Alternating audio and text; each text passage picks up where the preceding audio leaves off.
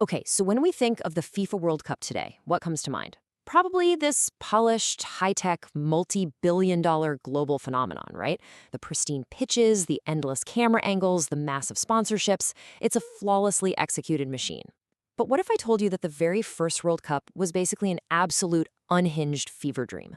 I mean, we're talking international boycotts, a king making literal threats to oil companies just to get a team together, referees getting arrested at the gates, and a transatlantic party boat doubling as a locker room.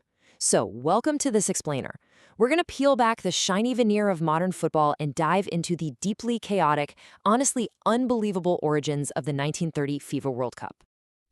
Today, billions, literally billions of people around the globe pack into fan zones, sports bars, and these massive state-of-the-art stadiums. Entire countries basically shut down to watch these perfectly regulated matches. The logistics? Flawless.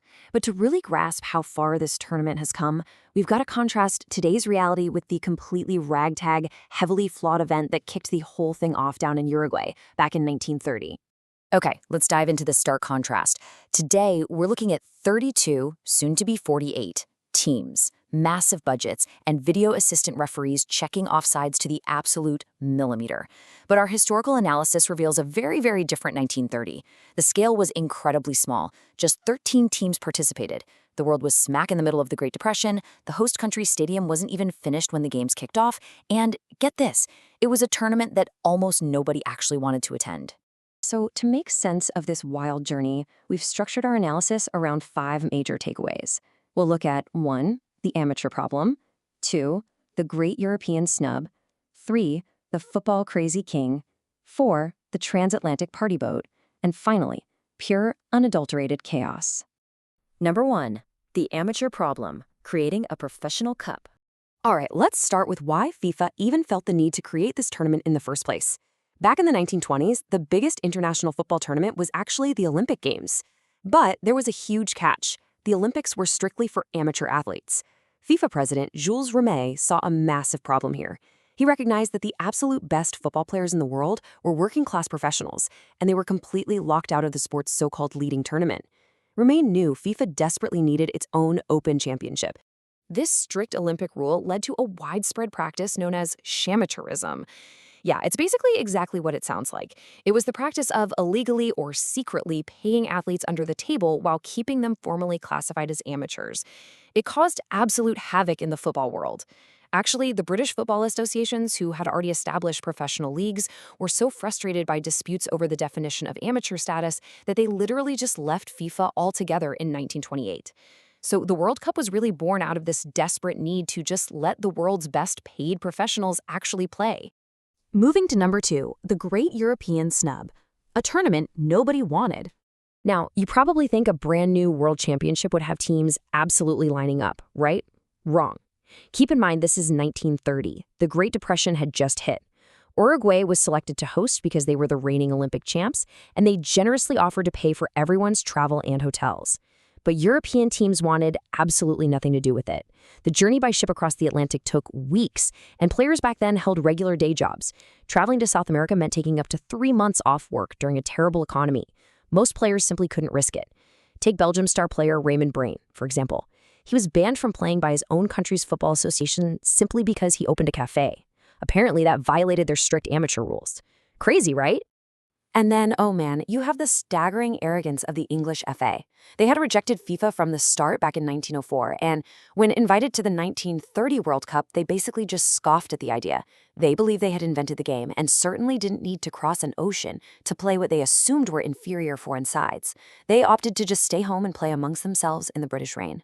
So how exactly do you host a World Cup with absolutely zero European teams? Because by February 1930, the deadline had arrived and not a single European nation had signed up. None. This sparked a massive diplomatic crisis. The South American teams viewed this as a tremendous insult and literally threatened to quit FIFA entirely if the Europeans didn't show up. Poor Jules Rimet was thrown into a frantic scramble. I mean, he's got a World Cup, a host nation building a massive stadium, and only half the world is actually willing to play. Which brings us to number 3, the football crazy king, a royal fix. Now, what's really interesting here is the sheer, unhinged lengths King Carol II of Romania went to fix this crisis. This guy had taken the throne just 35 days before the tournament began, and his absolute first priority as king, getting Romania to the World Cup. He took 3 wild steps. First, he immediately granted royal amnesty to all players suspended for football-related offenses. Second, he bypassed the coach entirely and personally selected the 19-man squad himself. But he hit a major wall on step 3. Most of his chosen players worked for an English oil company, and that company absolutely refused to give them the 3 months of paid leave required to travel to Uruguay. So what does King Carol II do? He picks up the phone, calls the boss of the English oil company, and delivers a massive ultimatum. He tells them flat out, either you give my players paid leave, or I will use my royal authority to shut your entire company down. Naturally, the company caved. I think this perfectly encapsulates the absolute chaotic dedication you needed just to scrape together a tournament in 1930. Number 4, the transatlantic party boat, a 16-day floating locker room.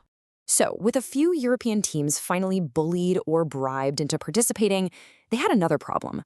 Commercial air travel wasn't really a viable option yet, so they basically had to share a ride.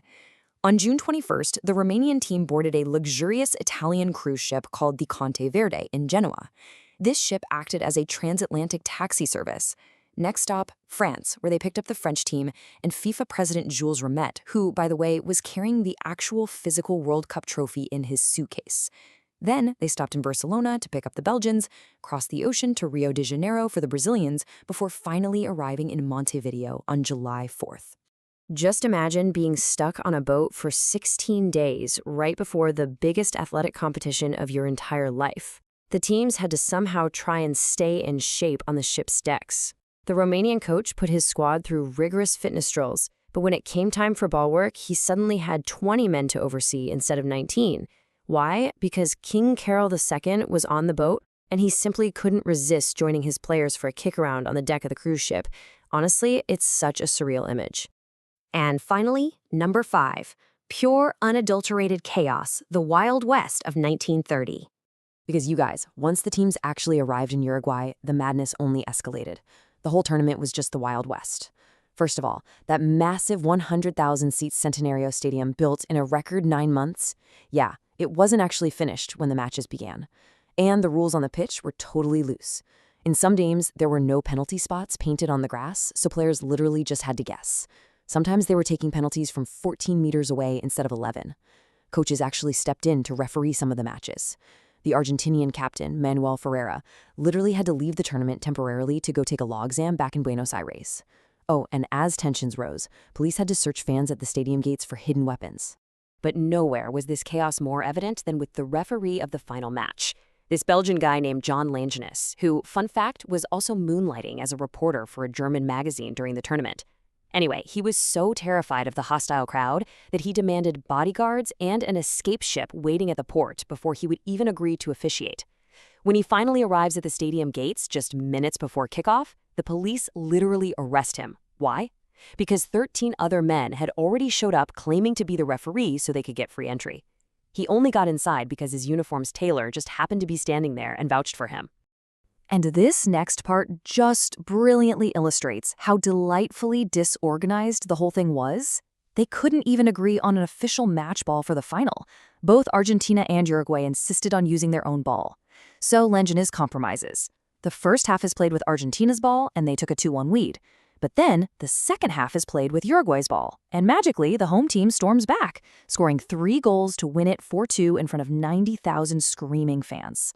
The aftermath of Uruguay's victory was totally intense. Argentinian fans were so terrified of the home crowd that they had to flee the stadium hiding under Uruguayan flags just to stay safe. Back in Buenos Aires, furious mobs threw rocks at the Uruguayan embassy, and the two nations' football associations completely cut off diplomatic ties. It was dangerous, hypertrophic, and completely unregulated. But despite the unbelievable mess of it all, a massive success had been achieved. The World Cup was officially born. When we look back at the polished spectacle of today's tournament, it is almost impossible to connect it to the 13-team, royal-decreed, boat-riding, law exam-taking absolute chaos of 1930.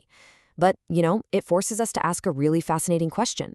From a 16-day boat ride to billions in global revenue, what other absurd, totally unhinged origins might hide behind the polished modern institutions we take for granted today? Definitely something to think about the next time you tune in to a flawless global broadcast.